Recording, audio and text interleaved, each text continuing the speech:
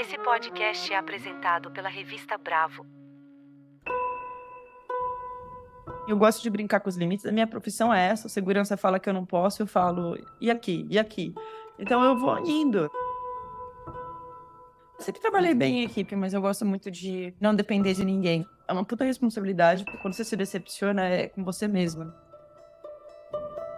Quando você olha uma imagem que eu fiz, você tá literalmente olhando como eu vi. Tá cheio de interpretações. E como eu vi, não tem como você desvencilhar de como eu me sinto em relação àquilo.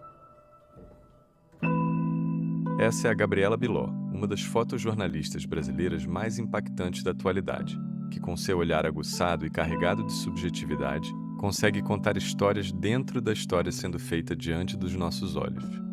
Ela trabalha para o jornal Folha de São Paulo e já ganhou vários prêmios por suas fotos, como o Troféu Mulher Imprensa e o Prêmio Vladimir Herzog. Ela também é autora do livro A Verdade Vos Libertará, lançado pela editora Fósforo, com suas fotos organizadas em parceria com Cristiano Botafogo e Pedro Daltro, apresentadores do podcast Medo e Delírio em Brasília, e interpretado graficamente pelo artista visual Pedro Inui. Eu sou Pedro Garcia de Moura e esse é Emoção Criativa, um podcast sobre criatividade, mas não da criatividade que vem de fórmulas, tendências ou de referências, e sim daquela que surge de dentro da gente, da expressão verdadeira das nossas emoções e da nossa individualidade. Para quem quiser mergulhar mais fundo nesse processo de autoconhecimento através da criatividade, o livro Emoção Criativa está disponível nas principais livrarias virtuais. Você encontra todas as informações sobre ele e os links de cada episódio do podcast no site emoçãocreativa.com. A Gabriela Biló conseguiu o que somente os grandes nomes do fotojornalismo mundial conseguem ao longo de suas carreiras: retratar os principais acontecimentos da sociedade de maneira icônica e pessoal. Eu já acompanhava seu trabalho e já percebia a construção de uma linguagem própria, mas foi principalmente depois do lançamento do seu primeiro livro que eu consegui isolar a narrativa do seu olhar, que no caso do fotojornalismo normalmente é utilizado como suporte para notícias, apesar de muitas vezes de tão potentes contarem a história por completo, quando não raro viram a própria notícia. E como é que será que ela conseguiu achar uma linguagem própria e tão artística num meio tão cheio de limitações técnicas e conceituais? E num ambiente tão machista como o epicentro da política brasileira? Isso só foi possível, como eu fui descobrir no final dessa conversa, quando a crença e a maneira de enxergar o mundo encontram vazão através da ação. E aqui ela começa contando da primeira vez que ela se lembra de ter entrado em contato com essa vocação. Quando eu era pequena, meus pais compraram uma câmera digital que vinha disquete. Eu tenho essa câmera até hoje. E eu lembro que eu gostava de fotografar a televisão, porque eu gostava dessa coisa da imagem reproduzida, sabe? A imagem congelada. Foi aí que eu comecei a gostar de câmera, na verdade. Eu não sei se é vocação, eu acho que a coisa da imagem mesmo veio na adolescência, assim, que aí eu gostava de brincar, de fotografar as coisas na minha casa, eu fotografava meus sapatos, aquela coisa adolescente, assim, sabe? De fotografar a ponta dos seus pés, onde eles estão andando, e você ficar olhando para a calçada e pensando, nossa, que calçada bonita, e aí você quer fotografar seus pés para dizer que você pisou ali. Acho que isso talvez tenha mais a ver com o fotojornalismo, de você registrar que você esteve naquele lugar, né, de se sentir presente. Esses dias eu estava andando na rua, cortei um caminho por outro lado, eu estava com o meu companheiro, com o Cristiano, virei para ele e falei assim: "Olha que chão bonito, você já parou para pensar que nossos pés nunca pisaram aqui? Eu tenho 34 anos e eu nunca pisei nessa calçada". Então acho que tem essa coisa da presença, de estar vivo mesmo, a questão da mortalidade, acho que vem daí essa coisa de querer captar a imagem e congelar ela. É o tempo, né, é um pouco sobre o tempo. Interessante, porque acho que assim, você fala que é uma coisa de adolescente, mas eu acho que nem todo adolescente, né? É, acho que cada um pensa uma coisa, né, enxerga a vida de um jeito. Eu tenho essa coisa que o tempo não existe, sabe? Que não existe passado, presente e futuro, essa construção que a gente faz da passagem do tempo, é como se tudo meio fosse eterno, assim, acho que vem daí. Eu achei interessante da tua primeira cena, por mais que você tenha falado que depois é que veio a tua vocação mesmo, pra mim, ouvindo, é quase que o mais próximo que você tinha de notícia, que é o que você fabrica, é vendo a TV, né? É, e é uma interpretação da interpretação, né, se você parar pra pensar. Mas achei muito maneiro. Eu achei interessante também, porque quando você fala de tirar foto do pé, de estar presente. Já ouvi algumas entrevistas suas você falando que a fotografia é uma maneira de você estar na história. É que eu sou enxerida. Mas eu digo fazer parte da história, né, de deixar os seus rastros. Quando você fala do chão e da pegada, nada mais é do que um rastro. É. E uma desculpa também para estar presente, sabe? Para poder ver as coisas com os meus olhos, como se eu precisasse de uma finalidade para estar ali. E poder observar sem necessariamente querer nada. Então você vai numa manifestação e eu quero lá ver a manifestação, adoro manifestação. Adoro ver as pessoas gritando na rua, acho lindo. E não necessariamente eu concordo com o que elas estão gritando, já fui em muitos tipos diferentes de manifestação, mas acho sempre muito interessante essa efervescência. É quase uma religião. Fotografar uma manifestação é quase fotografar uma celebração religiosa, assim, é sempre muito intenso. É uma desculpa para estar nesses lugares, para descobrir mesmo, assim, para ser curiosa, para não ter que perguntar, sabe? Não sei, para poder olhar só. Sim, meio que sem dar satisfação, né. Exato. Teve um episódio que você falou, não sei se foi daquele desastre aéreo em Chapecó, que choveu muito, que você ficou sem poder tirar foto. Ali era só você como observadora, que ali não fazia muito sentido. Como se a fotografia ela te desse uma razão da sua existência ali naquele lugar, sem que ninguém tenha que te questionar, né. Isso. Eu me sinto no direito de estar ali. Quando eu não estou com a câmera na mão, talvez seja muito mais pessoal para mim, esse envolvimento, assim, tão pessoal. Nem sempre eu quero para estar nos momentos, né, essa intensidade. Às vezes eu não concordo com aquilo, mas quero ir lá ver. Então acho que é meio que uma desculpa, uma desculpa de enxerido, para poder ficar metendo meu nariz onde eu não sou chamada. Eu achei interessante essa tua resposta, porque você contou numa outra entrevista também que você fez faculdade de jornalismo e você experimentou várias coisas. E quando dizia que você era fotojornalista, que aquilo ali fazia você sentir bem. É orgulho. Que é como se a fotografia tivesse te ajudado a te dar uma definição de quem você é. E como ela encaixou numas lacunas que você tinha e numa autoimagem que caiu bem, né? Como uma roupa. É, eu acho que é uma busca de finalidade, mas ao mesmo tempo é bem vazio, porque você ser definido por uma coisa tão pequena, né? É muito segmentado dentro de mim quem eu sou numa pauta e quem eu sou sem a câmera, sabe? É muito diferente. Eu sou pessoas muito diferentes, assim. E é engraçado isso, porque ao mesmo tempo que aquilo me define, ele compartimenta. Mas é só esse pedaço meu que ele define. A fotografia, ela não entra mais em nada do resto da minha vida, só como sentimento e teoria, mas não como captura de imagem, por exemplo. Eu não gosto de capturar imagens em nenhum outro momento que não sejam esses momentos de curiosidade, sabe? Sim, mas é que eu acho que define talvez mais profissionalmente do que como um todo, né. Por causa do sistema que a gente vive, a gente aprende a buscar finalidade na profissão, na carreira, né? No método que você faz para ganhar dinheiro. Esse sistema deixa a gente bem doente, né? E transforma prazer em forma de existência. Então, eu acho que é uma separação que eu nunca vou entender direito, uma profundidade que eu precisaria entender, por causa do sistema que a gente vive, porque as coisas se misturam muito, né? Então é muito difícil eu falar: "Não, isso é só minha profissão", porque o que que é uma profissão, né? Ela faz parte de você também. O que que é uma carreira? É seu tempo de vida ali naquela coisa. É complicado também falar que é uma pessoa diferente de mim. Obviamente eu concordo que o sistema que a gente está inserido impõe uma relação muitas vezes doentia com o nosso talento. O que eu quero dizer é o seguinte, você imagina que tem vários músicos, na verdade, principalmente baterista, que é conhecido como fulaninho batera. E isso define um pouco até o nome dele, né. É como se o seu nome fosse Gabriela Câmera, né. Tipo, Gabriela, fotógrafa? mas é que eu acho que às vezes sim, existe uma identificação muito profunda com aquele ofício, no sentido de complementar a sua existência. É, eu acho que é isso. Ele me complementa, ele não me define. Acho que é bem por aí.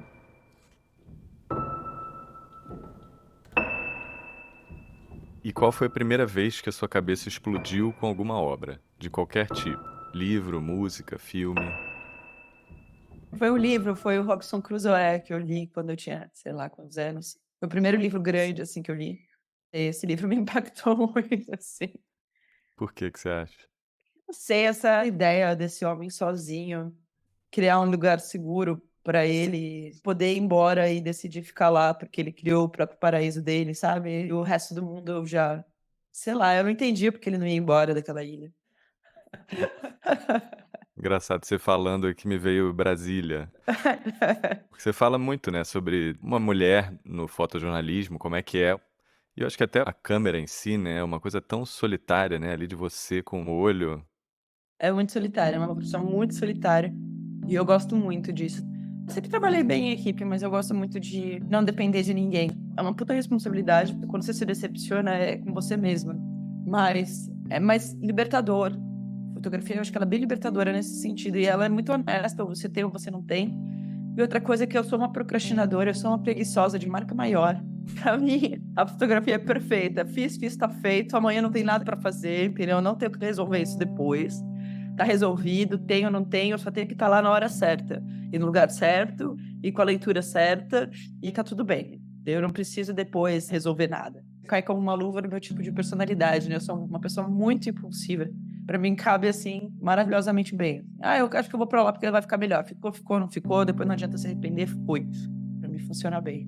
Mas é engraçado porque você se define como procrastinadora, mas muitas das suas fotos, por exemplo, como você contou como é que foi a sua cobertura dos ataques do dia 8 de janeiro, que você estava em algum lugar, você viu o que estava acontecendo e partiu imediatamente para lá. Essa impulsividade que você falou é quase que o oposto dessa procrastinação que você se define. É, mas se eu soubesse que ia acontecer daqui uma semana, eu ia ficar, ai, não, não vou. Eu vou, não sei se eu quero ir, que coisa chata. O que aconteceu na hora, eu tive que decidir na hora e o impulso me ajudou. Mas evento marcado, por exemplo, eu tipo, ai, que saco, aí eu me arrasto. Aí chegando lá é legal, porque eu tô fazendo a coisa, né? Mas essa coisa do planejamento, eu me arrasto, assim. Eu sempre me lembro de um documentário do Nelson Freire, que ele era um pianista super técnico, de muita prática, e como é que ele ficava invejando e admirando o Duke Ellington, que era totalmente do improviso. Eu pensava assim, obviamente nenhum dos dois é melhor ou pior, né? Formas diferentes, né? É, eu acho engraçado porque, na verdade, você conseguiu achar um ofício que tinha muito a ver com essa tua característica, que não deixa de ter a ver com o improviso. Seja como que você se posiciona ali no momento, seja um evento que acontece de repente. Eu acho que é uma maneira, aspas, improvisada de lidar com o que acontece, que calhou muito bem de novo, né? Que a gente falando que fotojornalismo parece que te vestiu bem, né? Encaixou nas suas aptidões e nas suas aspas, nas suas imperfeições, e ele acolheu. É, eu acho que eu tenho um privilégio muito grande, porque a fotografia é muito divertido você captar a imagem, assim, e ficar brincando de capturar do jeito bonito e interessante, quer dizer alguma coisa, é sempre muito divertido editar as fotos, tem essa magia aí. Esses dias eu conheci um rapaz, esses dias ontem, que falou pra mim assim: "Eu sou fotógrafo, mas eu sou amador". E eu falei pra ele assim: "Mas como assim você é amador?" Aí ele: "Não, eu tenho o meu site de fotos e tal, mas eu não vendo as fotos". Eu falei: "E não existe isso assim, sabe, do profissionalismo versus amadorismo. O amadorismo tá na sua forma de agir, né, na sua ética, como você trata as pessoas. Você pode ter uma postura muito amadora. Agora, na sua carreira em si, né, é o dinheiro que faz diferença. Um monte de fotógrafo amador é bem pago por aí. Eu acho que o fotojornalismo e a fotografia é muito livre, muito democrática. Você pode circular muito à vontade sendo quem você é, e quanto mais você é você, melhor o trabalho fica. E é isso que eu gosto.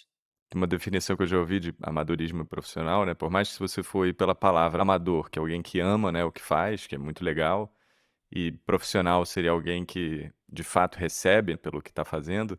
Uma definição interessante que era que o amador chega no resultado sem entender muito bem como é que chegou e o profissional chega sabendo como chegou e sabendo repetir, pelo menos tecnicamente. O tipo de fotografia que você faz tem uma característica técnica muito forte, né, que eu acho que você comenta bastante em várias entrevistas, você fala muito como que você consegue tecnicamente chegar no resultado, e tem o outro tanto que é completamente muito mais ligado ao improviso e à sensibilidade, que aí eu acho que talvez é isso que conecta totalmente com o amadorismo, né.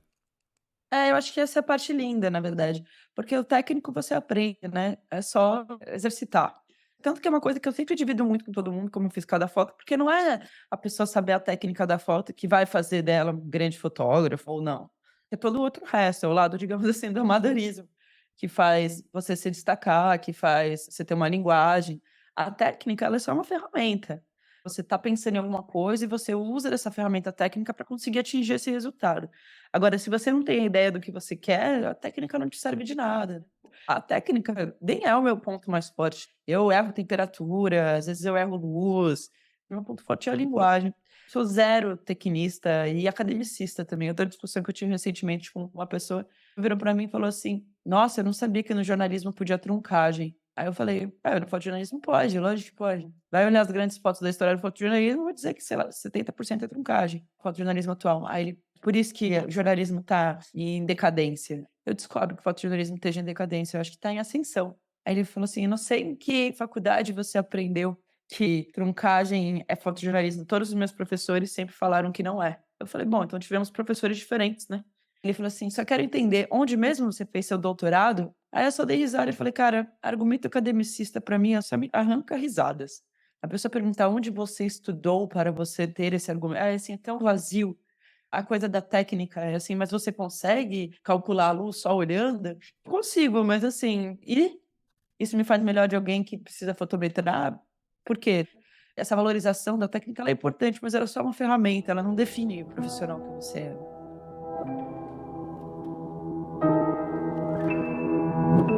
Qual foi o seu momento mais emblemático de plenitude criativa, onde você sentiu que o que existia dentro de você estava sendo transformado em expressão artística? Foi uma foto que eu fiz recentemente, depois do 8 de janeiro, eu fiquei muito abalada, né. A Estátua da Justiça estava sendo lavada, eu queria uma foto muito especial, assim, porque a mina que pichou a estátua foi presa por causa de uma foto que eu fiz, porque as câmeras estavam quebradas, foi por causa da minha foto que ela foi identificada e, não sei, estava tudo tão meio etéreo, meio suspenso, estava todo mundo meio em choque do que aconteceu e tal. Depois de tudo que aconteceu comigo com a foto do Lula também, estava muito sensível, muito emotiva. Eles foram lavar a Estátua da Justiça e a foto que eu fiz, eu acho que simbolizou exatamente como eu estava me sentindo. E eu lembro que, enquanto eu olhava a cena e fotografava, eu estava com uma música na minha cabeça, estava com o Prelúdio de Chopin, e a música não saía da minha cabeça. Quando eu fiz a foto, eu sentei para editar, eu pus o Prelúdio para ouvir, aí eu achei a foto e falei: "Nossa, era exatamente isso que eu estava sentindo". Esse foi o momento mais recente, pelo menos, assim, que foi bem alinhado com meus sentimentos. Muito legal, porque muitas pessoas falam sobre fotojornalismo, sobre se é arte ou não, e teoricamente a minha visão é que a arte é quando é algo que está a serviço dos sentimentos de quem criou. O seu livro, para mim, você conseguiu pegar todo aquele teu material produzido e você conseguiu se expressar. O que é que você tem a dizer e não o que que uma matéria tem a dizer.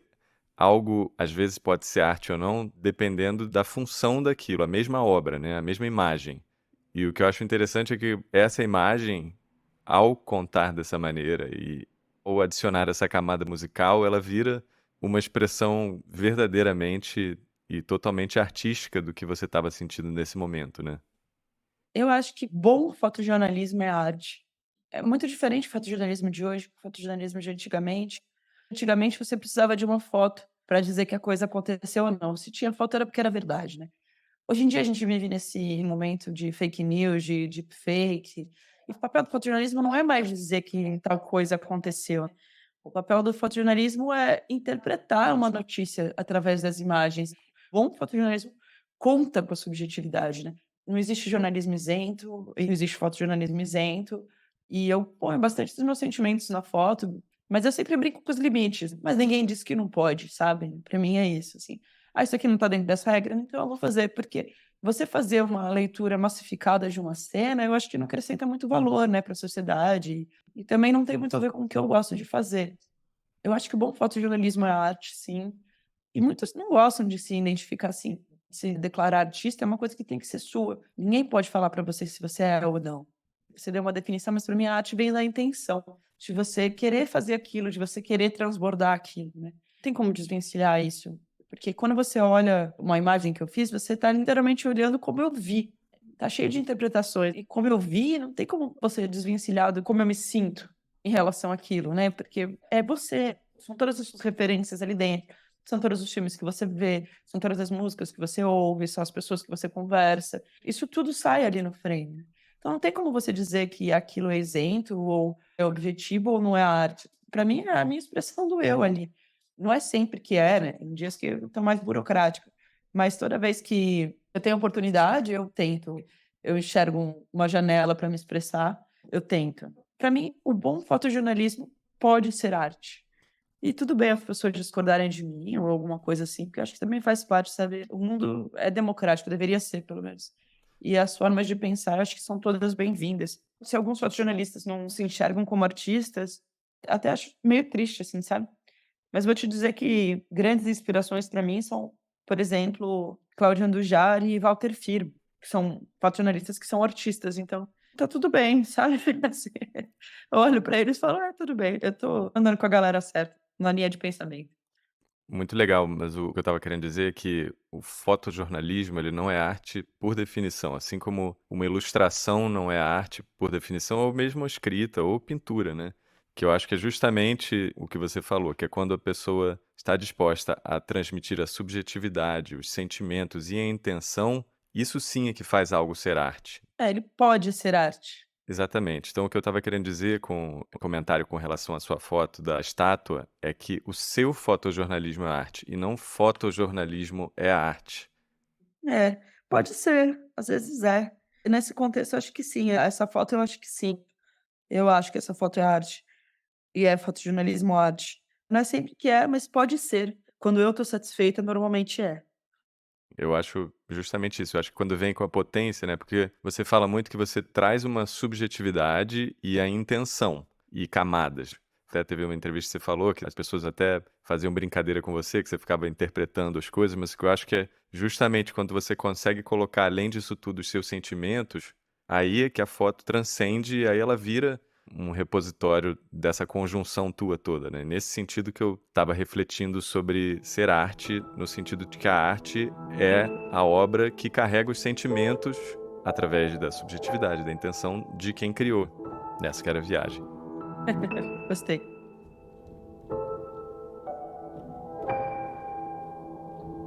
E qual foi a pior coisa que aconteceu, ou que você ouviu de alguém ao longo da sua trajetória, que quase podia ter feito você desistir ou seguir outro caminho? Eu acho que quando eu estava em São Paulo, que alguém falou que aquele era o auge da minha carreira. Que momento foi esse? Eu estava bem no Estadão em São Paulo, assim, e fazendo coberturas importantes, viajando e tal. Eu senti ainda uma inquietude, assim, muito grande, que eu não estava vendo muito sentido no fotojornalismo e no meu dia a dia, minha rotina. Aí alguém falou, não, mas você tá numa posição de privilégio, você tá no auge da sua carreira. Isso foi em 2017, acho. É isso? Então, daqui não tem mais? E aí eu pensei em mudar de profissão, eu pensei em cursar outra coisa, pensei em fazer arquitetura, talvez, e largar a fotografia. Se era só aquilo que eu podia, então não sei se queria passar mais anos da minha vida daquele jeito, assim. Que tava bom, mas que pra mim já tava esgotado. Teve um amigo meu que falou, você precisa aprender a curtir os platôs são bons também. Mas sei lá, não tava achando muito bom aquele platô, não. Eu tava achando pouco, sabe? E o que aconteceu depois disso que fez você continuar e ver que não era ainda o auge? Eu cobri a posse do Bolsonaro. Eu já tinha vindo para Brasília em 16, no impeachment. Tinha me apaixonado por Brasília, mas não era uma possibilidade mudar para cá. E eu vim em 18 na posse, e era uma possibilidade mudar para cá, e aí Brasília encheu meus olhos, assim, eu pensei, eu tô em São Paulo fotografando consequência, e Brasília é a raiz de tudo, é onde as coisas acontecem, é onde as coisas são decididas. Eu vou fazer uma coisa que eu não sei fazer, que é fotografar político, né? Política eu sempre fotografei. Tudo que a gente faz é política, mas nunca fotografei político. Não com esse empenho que eu fotografo agora, era só quando um bom presidente ia para São Paulo, ou tinha algum evento político. Mas era bem esporádico, assim. Eu não entendia direito os papéis dos poderes e era todo mundo novo que eu ia descobrir. Foi um sopro, assim, para mim, de novidade, de uma cidade nova, pessoas novas, aprendendo coisas novas dentro da fotografia, conhecendo gente muito foda, muitas referências que eu tinha e tal. E aí, de repente, essa possibilidade de estar nesse mundo novo, tudo bem, então quem sabe eu ainda tenho algum tempo. Então você ainda não tinha ido para Brasília? Eu tinha vindo só durante o impeachment, que eu fotografei o Temer, na madrugada do impeachment. Eu já tinha amado Brasília, mas não era uma transferência para cá. Na época eu era muito amarrada ao jornal, eu entendia que o meu futuro era no jornal. Eu não conseguia enxergar outros caminhos que não fossem pelo jornal. Vim para Brasília me abriu horizontes do tipo: "Não, é legal trabalhar no jornal, mas eu não sou definida por isso, sabe, eu não sou a Gabriela Biló da Folha, eu sou Gabriela Biló, eu já fui do Estadão, agora eu sou da Folha, amanhã não sei". Eu gosto muito de trabalhar na Folha, que eles me dão muito espaço criativo e dar entrevistas e participar de outros projetos, né, então isso me empolga bastante, que o Estadão era mais fechado, assim. Nesse ponto, eu poder me enxergar em outras coisas que não seja só dentro da redação, acho que foi Brasília que trouxe para mim. Não que só exista aqui, mas foi aqui que eu me encontrei, assim, nesse sentido. Sim, muito maneiro. Eu perguntei porque é a sensação de que Brasília foi quando você achou a sua ilha do Robinson Crusoe.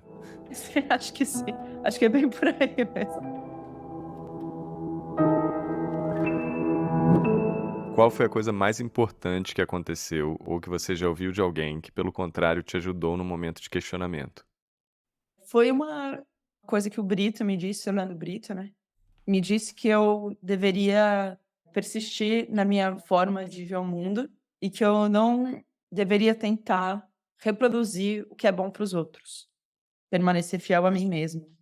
Eu acho que esse foi o melhor conselho que eu tive na minha vida e foi logo no começo que eu entrei aqui na ilha. E ele me falou isso logo no começo, assim, ele falou: você tem um olhar diferente e tal, não seja atropelada pelo que é certo e errado dos outros, ou como os outros veem, não tente reproduzir o olhar dos outros, se mantenha fiel ao seu olhar, que não tem certo e errado". Para mim fez toda a diferença. Um dos maiores fotojornalistas do Brasil tá me falando que tá tudo bem eu ser como eu sou, sabe.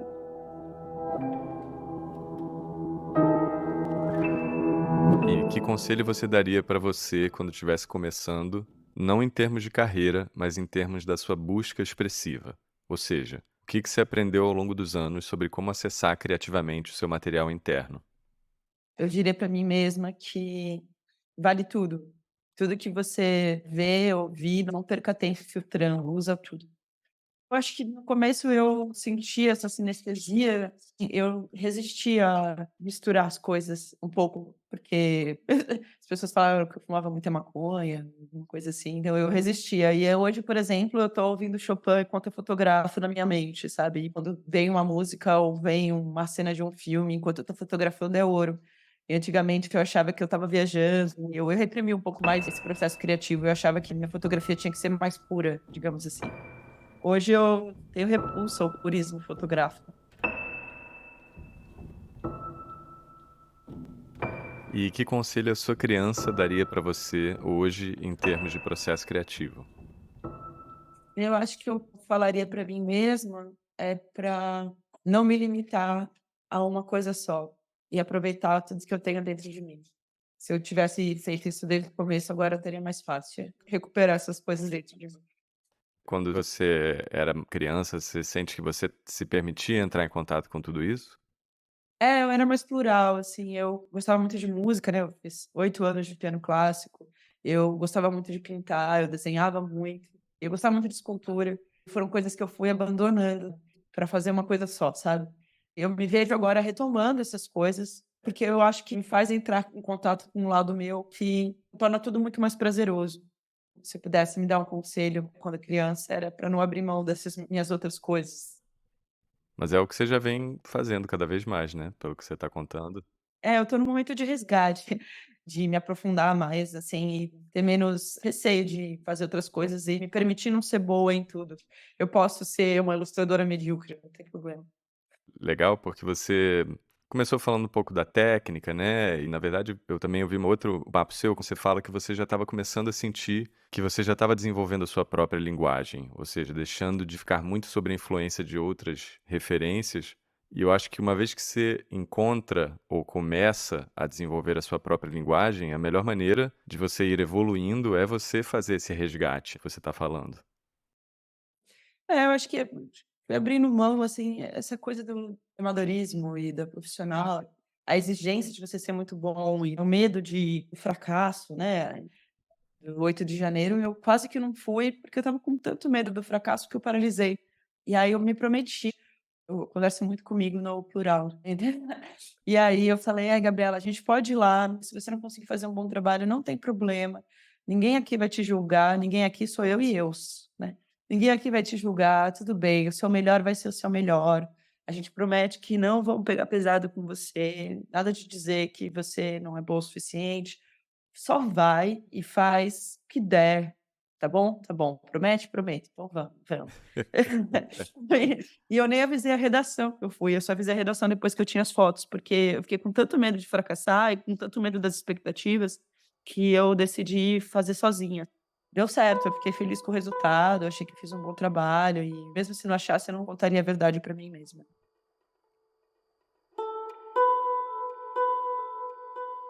Assim como no episódio 23 com Chico César, hoje eu vou começar essa conclusão do episódio pelo final. Isso tem acontecido quando a compreensão sobre a relação da pessoa com a criatividade dela só vem depois que eu ouço várias vezes o episódio durante a edição. E é essa compreensão que acaba dando sentido e unindo todos os pontos do que foi dito. E a conclusão que eu cheguei é que a Gabriela Biló tem uma crença muito forte, quase que espiritual. Uma crença no agora, num estado de presença. Mas diferente da Dira Paz, a nossa convidada do episódio 28, que também tinha uma relação muito forte com o agora, mas com um viés mais experimental de autoconhecimento, a Gabriela parece ter uma relação mais no fronte de onde essa batalha do agora está sendo traçada. Uma descoberta que para ela tomou força com as manifestações, mas foi quando ela chegou em Brasília que parece ter encontrado finalmente o lugar onde precisava estar. O lugar de onde vêm as notícias. Quando ela fala que a vocação foi tirar foto da TV, a sensação que eu tenho é como se a notícia fosse o que fazia o tempo passar e dar o ritmo dos acontecimentos. Aquilo era a coisa mais importante do mundo. Um símbolo do agora ser o agora. Ou como no seu maravilhamento adolescente, quando ela começou a brincar com o agora, vendo seus pés e seu rastro desbravando uma paisagem nova e mudando para sempre a relação sentimental dela com aquele lugar. Uma imagem linda que para mim representa a história da vida dela sendo feita. Ou quando ela está em Brasília, fotografando a nossa história sendo feita todos os dias. Mas o que é que faz uma pessoa ter a ousadia de estar presente no agora? Para ela não foi, ao contrário de muitos em Brasília, um senso egóico de merecimento, mas sim estar representando uma causa maior, estar a serviço de algo, de um dos poderes, no caso, o quarto, a imprensa. Uma instituição que ainda não se reergueu depois do surgimento da internet, mas que se mostrou absolutamente essencial ao funcionamento da democracia, como vimos bem durante os últimos anos. A questão é que o fotojornalismo é cheio de regras, para evitar manipulações e distorções da, entre aspas, verdade. Algo obviamente impossível, como ela própria falou, mas que pelo menos visa estabelecer uma série de boas práticas. Um ambiente que não chega a ser o melhor para o florescimento de uma expressividade artística. Mas assim como os nãos pelo caminho não a impedem de ir atrás de suas fotos, as regras do fotojornalismo também não impediram que a sua intenção e seus sentimentos se colocassem nelas. O que já era perceptível para quem observasse o seu trabalho com atenção, ficou mais claro ainda quando ela lançou seu livro com a cobertura dos acontecimentos políticos dos protestos de 2013 até os ataques de 8 de janeiro de 2023, e que conseguiu, como poucas obras, materializar a conturbação política e principalmente o vazio e o desespero que foram os anos finais pandêmicos do último governo. E não só com o livro, mas cada vez mais ela vem deixando sua artista aparecer em suas fotos, como ela conta no caso da foto da limpeza da estátua do STF, misturando músicas e referências no seu processo criativo. E assim ela vem, como uma dedicada trabalhadora do quarto poder, nos presenteando com os instantâneos, de tão potentes e carregados de intencionalidade, e principalmente seus sentimentos, que vão ajudar a forjar a nossa relação com a história brasileira. Você pode ver as fotos da Gabriela Biló nas suas redes sociais e na Folha de São Paulo, e no seu livro A Verdade Vos Libertará, disponível nas principais livrarias. O link para tudo isso você encontra na descrição do episódio. Se você gostou desse episódio, você pode seguir e dar nota na sua plataforma favorita. Se você acha que alguém que você conhece pode gostar do tipo de reflexões que a gente faz por aqui, compartilhe. Você acabou de ouvir Emoção Criativa. A edição e mixagem é feita pelo Fabrício Zava. E a trilha que você está escutando foi composta especialmente para esse podcast pelo Lucas Vasconcelos, o nosso convidado do primeiro episódio. Você pode escutar a gente em qualquer uma das suas plataformas favoritas. Eu sou Pedro Garcia de Moura, muito obrigado por acompanhar esse episódio e até a próxima.